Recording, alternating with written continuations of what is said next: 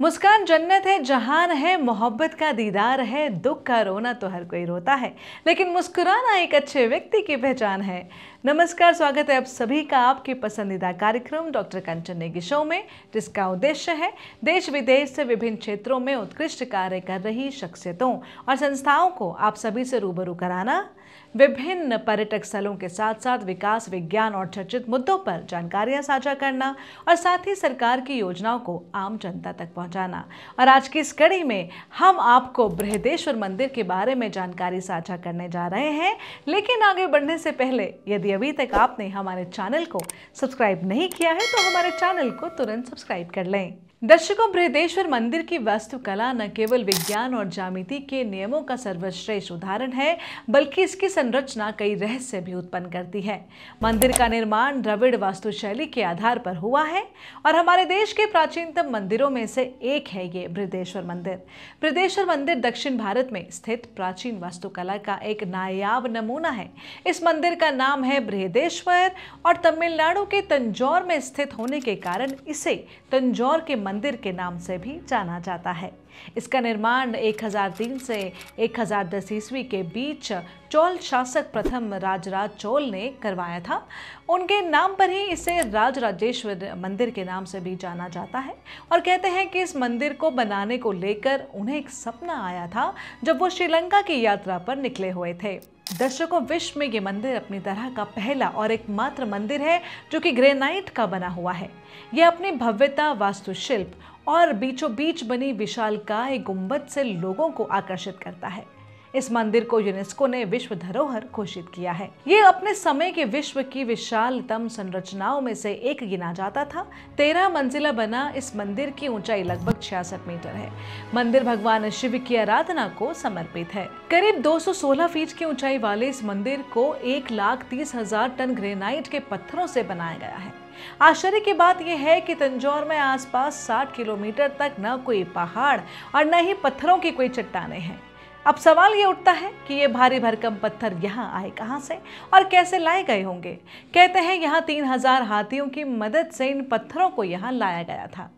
इन पत्थरों को जोड़ने में कोई सीमेंट, प्लास्टर, सरिया या फिर अन्य किसी वस्तु का प्रयोग नहीं किया गया है, बल्कि पत्थरों को पजल तकनीक से आपस में जोड़कर तैयार किया गया है। मंदिर का मजबूत आधार इस प्रकार से तैयार किया गया है कि 1000 साल बाद भी इतना ऊंचा मंदिर आज भी एकदम सीधा खड़ा है। मंदिर का गुंबद अपने आप में एक आश्चर्य है। ये एक विशालकाय पत्थर से बना है जिसका वजन 80 टन से भी अधिक है। उस जमाने में जब कोई क्रेन या लिफ्ट वगैरह नहीं थी तो इतने विशाल पत्थर को कैसे स्थापित किया होगा, वास्तव में आश्चर्यचकित होने वाली बात है। मंदिर में विशालकाय शिवलिंग को भी स्थापित किया गया है, इस कारण इसे बृहदेश्वर नाम दिया गया है। मंदिर की खास बात एक ये भी है कि यहाँ भगवान शिव की सवारी कहलाने वाले नंदी बैल जी की भी विशालकाय प्रतिमा स्थापित है। इसे भी एक ही पत्थर में से काटकर बनाया गया है। इसकी ऊंचाई 13 फीट है। तमिलनाडु के तंजावुर में स्थित बृहदीश्वर या बृहदेश्वर मंदिर अपने आप में एक अद्भुत और रहस्यमय संरचना है। चोल साम्राज्य के द ग्रेट लिविंग टेम्पल्स में से एक भगवान शिव को समर्पित बृहदेश्वर मंदिर को महान चोल शासक राजराज चोल प्रथम ने बनवाया था। इसे पेरिया कोविल राजराजेश्वर मंदिर या राजराजेश्वरम के नाम से भी जाना जाता है। द्रविड़ वास्तुकला का बेहतरीन उदाहरण है ये मंदिर, जो कि भारत के कुछ विशाल मंदिरों में से एक गिना जाता है। कांचीपुरम स्थित पल्लव राजसिम्हा मंदिर को देखकर राजराज चोल के मन में भगवान शिव के लिए एक विशालकाय मंदिर के निर्माण की इच्छा जागृत हुई। इसके बाद सम्राट ने सन 1002 में इस मंदिर की नींव रखी। आश्चर्य की बात है कि आज से हजारों साल पहले इतना विशाल मंदिर मात्र 5-6 सालों में बनकर तैयार हो गया था। मंदिर में उत्कीर्णित लेखों से ये प्रमाण मिलता है कि राजराज चोल ने अपने जीवन के 19वें साल यानी सन 1004 में इस मंदिर का निर्माण शुरू करवाया और सम्राट के 25वें साल यानी सन 1010 के 275वें दिन इस मंदिर का निर्माण समाप्त हुआ। वैसे तो भारत के सभी मंदिरों की वास्तुकला अपने आप में सर्वश्रेष्ठ है, लेकिन बृहदेश्वर मंदिर की वास्तुकला न केवल विज्ञान और ज्यामिति के नियमों का सर्वश्रेष्ठ उदाहरण है, बल्कि इसकी संरचना कई रहस्य भी उत्पन्न करती है। मंदिर का निर्माण द्रविड़ वास्तुशैली के आधार पर हुआ है। दर्शकों, इस मंदिर के निर्माण में ग्रेनाइट के चौकोर पत्थर के ब्लॉक्स को आकार में घटते क्रम में एक दूसरे के ऊपर इस प्रकार जमाया गया कि वो आपस में फंसे रहें। इसे साधारण भाषा में पजल टेक्निक कहा गया। मंदिर का मुख्य भाग, जो श्री विमान कहलाता है, लगभग 216 फुट यानी कि 66 मीटर ऊंचा है। इसका मतलब हुआ कि पत्थर के ब्लॉक 216 फुट तक जमाए गए। ध्यान रखें कि ये सभी पत्थर मात्र एक दूसरे के ऊपर रखे गए हैं, न कि इन्हें किसी सीमेंट जैसे पदार्थ से आपस में जोड़ा गया है। बृहदेश्वर मंदिर की सबसे खास बात यह है कि इसे बिना नींव के बनाया गया है। बृहदेश्वर मंदिर भगवान शिव को समर्पित है। मंदिर के गर्भगृह में शिवलिंग स्थापित है जो 8.7 मीटर ऊंचा है। इसके अलावा मंदिर में गणेश, सूर्य, दुर्गा, हरिहर, भगवान शिव के अर्धनारीश्वर स्वरूप और अन्य देवी देवताओं की मूर्तियां हैं। मंदिर में श्री विमान के अलावा अर्ध मंडप, मुख मंडप, महामंडप और नंदी मंडप है। मंदिर परिसर में 2 गोपुराम भी हैं। नंदी मंडप में भगवान शिव की सवारी नंदी की प्रतिमा है। इस प्रतिमा की खास बात यह है इसे एक ही पत्थर से बनाया गया है और ये लगभग 25 टन वजनी है। दर्शकों, इस मंदिर से जुड़े कुछ रोचक तथ्य और भी हैं। पहली बात तो ये है कि मंदिर के 50 किलोमीटर के दायरे में भी ग्रेनाइट उपलब्ध नहीं है, तो इतनी मात्रा में ग्रेनाइट जहां से भी लाया गया होगा, निश्चित रूप से उस प्रक्रिया में खर्च हुई मेहनत और लागत की कल्पना भी नहीं की जा सकती। बृहदेश्वर मंदिर के श्री विमान के ऊपर स्थित कुंभम किसी आश्चर्य से कम नहीं है।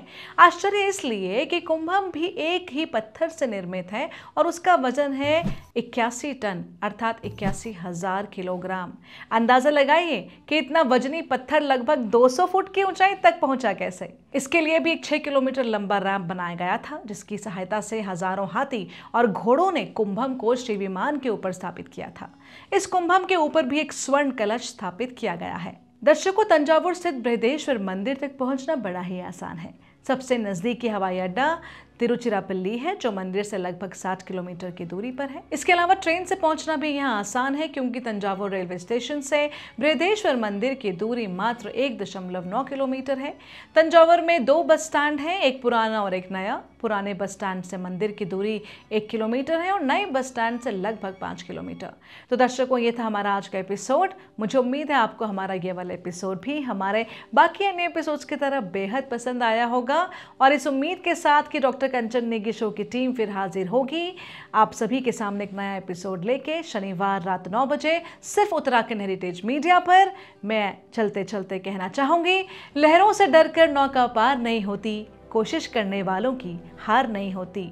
नन्ही चींटी जब दाना लेकर चलती है, चढ़ती दीवारों पर 100 बार फिसलती है। मन का विश्वास रगों में साहस भरता है, चढ़कर गिरना गिरकर चढ़ना न अखरता है। आखिर उसकी मेहनत बेकार नहीं होती, कोशिश करने वालों की हार नहीं होती। डुबकियां सिंधु में गोताखोर लगाता है, जा जाकर खाली हाथ लौट कर आता है। मिलते नहीं सहज ही मोती गहरे पानी में, बढ़ता दुगना उत्साह इसी हैरानी में। मुट्ठी उसकी खाली हर बार नहीं होती, कोशिश करने वालों की हार नहीं होती। असफलता एक चुनौती है, इसे स्वीकार करो। क्या कमी रह गई देखो और सुधार करो। जब तक ना सफल हो नींद चैन को त्यागो तुम, संघर्ष का मैदान छोड़कर मत भागो तुम। कुछ किए बिना ही जय जयकार नहीं होती, कोशिश करने वालों की कभी हार नहीं होती। नमस्कार।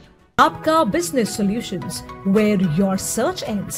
One-stop solution for branding and promotions, training and development, event management, website designing, photo shoot and ad films, short films and documentaries, print and social media, books, pamphlets, posters and banners, coffee table book designing and printing, research and development. Contact us if you want to outshine the rest.